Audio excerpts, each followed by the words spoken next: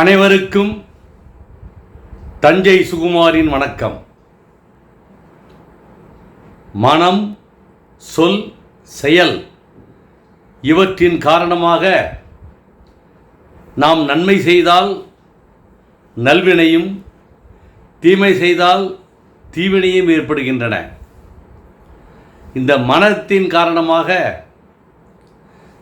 நமக்கு ஆசை ஏற்படுகிறது. அந்த ஆசையை நிறைவேற்ற மனம் தூண்டுகிறது. எனவேதான் துறவிகள் ஆசையை அடக்க வேண்டுமென்றால் மனதை கட்டுப்படுத்த வேண்டும் என்று அறிவுரை கூறியிருக்கிறார்கள். ஆனால் இந்த மனம் அவ்வளவு எளிதாக கட்டுப்பாடு அடையாது. அது மீண்டும் மீண்டும் ஐம்புலன் வழியான இன்பத்தை நுகர தூண்டிக்கொண்டேதான் இருக்கும். இளரத்தாரை விட முனிவர்கள் இந்த மனதை நன்கு அடக்கி ஆள வேண்டும். ஒரு முறை பல ஆண்டுகளுக்கு முன்னால் தஞ்சையிலே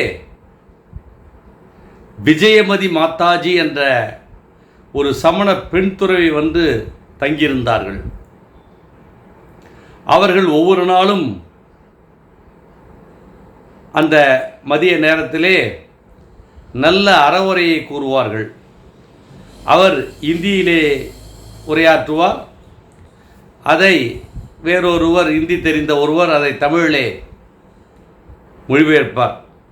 விஜயமதி மாதாஜி அவர்கள் தமிழில் நாம் பேசினால் புரிந்து கொள்வார்களே தவிர சரளமாக தமிழில் பேச மாட்டார்கள். ஓரளவு பேசுவார்கள், புரிந்து கொள்வார்கள். ஆனால் அவர்கள் பிரவசனம் செய்யும் பொழுது ஹிந்தியிலே பேசுவார்கள். அதனை ஒருவர், ஹிந்தி தெரிந்த ஒருவர் அதனை மொழிபெயர்ப்பார். ஒவ்வொரு நாளும் அவர் கூறும் அறவுரையை நான் கேட்பதுண்டு. அவ்வப்பொழுது தமிழ் இலக்கியங்களிலிருந்து என்னை கேட்பார். நாலடியாரிலிருந்து ஒரு பாட்டு எனக்கு விளக்கம் கொடு என்று கேட்பார். நான் அவருக்கு விளக்கம் கொடுப்பேன். அவர் இல்லறத்தாருக்கு மட்டும் அறவுரை கூறுவதல்ல, அவரோடு சங்கம், அந்த முடி சங்கத்தில் இருக்கக்கூடிய அந்த துறவிகளுக்கும் பெண் துறவிகளுக்கும் நல்ல அறவுரைகளை கூறுவார். அப்படி ஒரு அறவுரையை கூறிக்கொண்டிருந்தார் அன்றைய தினம். அதாவது மனதை அடக்கி ஆள வேண்டும். மனம் தாவிச் செல்லும் குதிரை போன்றது. அதை அடக்குவது அவ்வளவு எளிதல்ல. நாம் துறவு மேற்கொண்டாலும் பற்றற்ற நிலையிலே இருக்கக்கூடிய விரதத்தை ஏற்படுத்தி கொண்டாலும் மனம் சும்மா இருக்காது. அது ஆசையை தூண்டும். அந்த மனதை கட்டுப்படுத்த வேண்டும். ஒரு மனிதனை அது மிகவும் துன்புறுத்தி ஐம்புலன் வழி ஆசையை நிறைவேற்ற தூண்டும். அவற்றையும் மீறி துறவிகள் அந்த மனதை கட்டுப்படுத்த வேண்டும். மனதில் தோன்றும் எண்ணங்களை துரத்தி அடிக்க வேண்டும் என்று அவர் அந்த மற்ற பெண் துறவிகளுக்கு அறிவுரை கூறினார். அதை ஒருவர் மொழிபெயர்த்து எங்களுக்கும் கூறினார்கள். அந்த அறவுரை முடிந்த பிறகு என்னை அழைத்து, மனதை கட்டுப்படுத்த வேண்டும். மனதை கட்டுப்படுத்துவது சிரமம்தான். அதை கட்டுப்படுத்துவது தொடர்பாக தமிழ் இலக்கியத்திலே ஏதாவது பாடல் இருக்கிறதா என்று என்னை கேட்டார். எண்ணற்ற பாடல்கள் இருக்கிறது மாதாஜி அவர்களே என்று நான் கூறினேன்.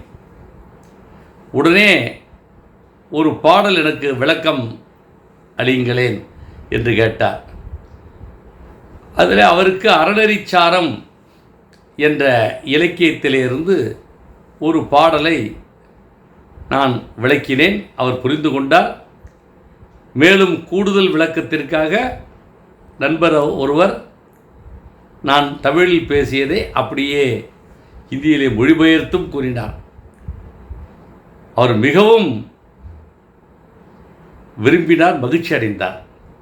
அந்த பாடல், அதாவது மனது அடக்கி ஆள வேண்டும், துறவிகள் எப்படி செய்ய வேண்டும், மனதை அடக்கி ஆளுவதற்கு துறவிகள் எதை நினைக்க வேண்டும், எப்படி நினைக்க வேண்டும், எந்த அளவுக்கு மனம் துன்பத்தை தரும் என்று அழகான ஒரு பாடல் அறநெறிச்சாரத்தில் இருக்கிறது. அந்த பாடலை பார்ப்போம். பரிந்து எனக்கு ஓர் நன்மை பயப்பாய் போல் நெஞ்சே, அறிந்து என்னை ஆற்றவும் தின்னல்,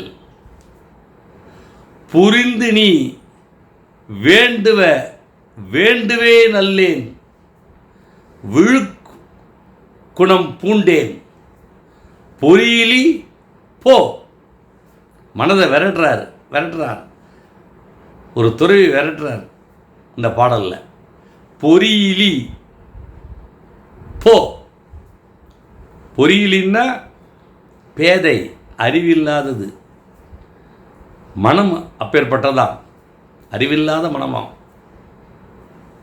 முதல் வரி, பரிந்து எனக்கு ஓர் நன்மை பயப்பாய் போல் நெஞ்சே. மனமே, நீ மிகவும் எனக்கு பரிந்து இரக்கம் கொண்டு எனக்கு நன்மை செய்வது போல நினைத்து கொண்டு பரிந்து எனக்கு ஒரு நன்மை செய்வாய் போல். அதாவது அந்த வரி என்னவென்றால், பரிந்து எனக்கோர் நன்மை பயப்பாய் போல் நெஞ்சே. அதுக்கு என்ன பொருள் என்றால், மனமே, நெஞ்சே என்றால் மனமே, நீ எனக்கு நன்மை செய்வது போல இரக்கம் கொண்டு ஒரு நன்மை செய்வாய் போல் நெஞ்சே. நீ என்ன பண்ணிகிட்டு இருக்க, அறிந்து என்னை ஆற்றவும் தின்னல். நீ என்னை துன்புறுத்துற, ஆசையை தூண்டுற, அந்த ஆசையை நிறைவேற்ற வேண்டும் என்று மனம் சொல்லிக்கொண்டே இருக்கிறது. அது எனக்கு எப்படி இருக்குதுன்னா, அறிந்து தின்னுவது போல இருக்கிறதா. என்னை அறிந்து தின்னுவது என்றால் மிகவும் துன்பம் தருகிறது மனம். அறிந்து என்னை ஆற்றவும் தின்னல். ஆற்றவும்னா ரொம்ப மிகவும் என்னை தின்னுவிடாத, எனக்கு துன்பம் தந்துடாத. அறிந்து என்னை அறிந்து ஆற்றவும் தின்னல், புரிந்து நீ விரும்பி என்ன செய்யணும்னு நினைக்கிற தெரியுமா? புரிந்து நீ வேண்டுவ, உனக்கு என்ன நிறைவேற்றணும்னு நினைக்கிறியோ அதை சொல்லிக்கிட்டே இருக்க. ஆனால் நான் வேண்டுவேன் அல்லேன். நீ எதை வேண்டுறையோ, விரும்பி எதை செய்யணும்னு நினைக்கிறையோ, நான் அதை செய்ய மாட்டேன். புரிந்து நீ வேண்டுவ வேண்டுவேன் அல்லன், விழுக்குணம் பூண்டேன். நான் துறவை மேற்கொண்டிருக்கிறேன். பற்றற்ற நிலையிலே என்றும் நிற்பதற்கான ஒரு யோகத்திலே இருக்கிறேன். எனவே மனமே, புரியலி பேதை, அறிவில்லாத நீ போ, என்னை தூண்டாதே, போய்விடு. அதாவது மிகவும் இரக்கம் கொண்டு எனக்கு ஓர் நன்மை செய்வது போல நெஞ்சமே, நீ என்ன பண்ணுற தெரியுமா? என்னை அறிந்து மிகவும் தின்னுகிறாய், அதாவது துன்பம் தருகிறாய். நீ விரும்பி நீ என்ன செய்யணும்னு நினைக்கிறியோ வேண்டுவ, என்னை தூண்டி அந்த ஆசை நிறைவேற்ற செய்ய வேண்டும் என்று விரும்புகிறாய். புரிந்தின விரும்பி நீ, மனமே நீ தான் மனம். புரிந்து நீ வேண்டுவ, நீ நினைக்கிறது, நீ எதை அடைய நினைக்கிறையோ அதை வேண்டுவே நல்லேன். எனக்கு அது தேவையில்லை, நான் வேண்டி விரும்ப மாட்டேன். ஏன்னா விழுக்குணம் பூண்டேன், நல்ல பற்றற்ற நிலையில் இருக்கக்கூடிய துறவை மேற்கொண்டுள்ளேன். எனவே பொறியிலி போ, மனமே நீ போவாயாக. அதாவது அறிவில்லாத மனமே, பேதையே நீ போவாயாக. பரிந்து எனக்கு ஓர் நன்மை பயப்பாய் போல் நெஞ்சே அறிந்து என்னை ஆற்றவும் தின்னல். புரிந்து நீ வேண்டுவே நல்லேன், விழுக்குணம் பூண்டேன், பொறியிலி போ என்று இந்த பாடல் வருகிறது. இது அப்படியே நான் அதை விளக்கத்தோடு விஜயபதி மாதாஜி அவர்களுக்கு சொன்னேன். அவர்களே நன்கு புரிந்து கொண்டார்கள். கூடுதல் விளக்கமாக நண்பர் ஒருவர் ஹிந்தியிலே மொழிபெயர்த்து கூறினார். அதன் பிறகு அறநெறிச்சாரத்தில் ரொம்ப ஆர்வம் கொண்டார்கள். அவ்வப்பொழுது அறநெறிச்சாரம், நாலடியார், இந்த ரெண்டுமே அவங்க விரும்பிய இலக்கியங்கள். அவங்க தஞ்சாவூரில் சாதுர் மாதம், அதான் மழைக்கால தங்கள், அப்போ தங்கியிருக்கும்போது ஒவ்வொரு நாளும் அவர்களுடைய அறவுரையை கேட்பதும், அவர்களுக்கு தமிழிலே இருக்கக்கூடிய அறம் சார்ந்த பாடல்களை விளக்குவதும் ஒரு பழக்கமாக கொண்டு ஒரு புண்ணிய பேறு பெற்றேன். எனவே நாம் மனதை அடக்கி ஆள வேண்டும். நம்ம நிலைக்கு, இல்லறத்தார் அவருடைய நிலைக்கு ஏற்ற வகையிலே ரொம்ப ஆசைப்படாமல், ஆசை வந்தால் ஓரளவு கட்டுப்படுத்தி கொள்ள வேண்டும். ஐம்பொறி வழி இன்பத்தை நுகர்வதை கொஞ்சம் தடுக்கணும் நாம். ஆனால் துறவியை பொறுத்த வரைக்கும் ஒரு பொழுதும் மனதின் வழிக்கு செல்லக்கூடாது. மனம் ஐம்பொறி வழி இன்பத்தை நாட வேண்டும் என்று தூண்டினால் அதை அடக்கி ஆள வேண்டும். ஒவ்வொரு நாளும் ஒவ்வொரு நிமிடமும் துறவி அவர்கள் நாம் விழுக்குணம் பூண்டுள்ளேன் என்று நினைக்க வேண்டும். அதாவது பற்றற்ற நிலையிலே நாம் நிற்க வேண்டும் என்ற எண்ணம் இருக்க வேண்டும். அவ்வப்பொழுது மனம் தூண்டும் பொழுது அதை விரட்டி அடைக்க வேண்டும். இவ்வாறு செய்தால் இந்த மனத்தின் காரணமாக அந்த ஆசை கட்டுப்படுத்த முடியும். ஆசை கட்டுப்படுத்தினால் அந்த பொறிவழி ஐம்பொறியை நாம் அடக்கி ஆள முடியும். அவ்வாறு ஐம்பொறியை அடக்கி ஆண்டால் பலவித நன்மைகள் உண்டு. எனவே நாம் மனதை அடக்க கற்றுக்கொள்ள வேண்டும். அன்புடன் தஞ்சை சுகுமார்.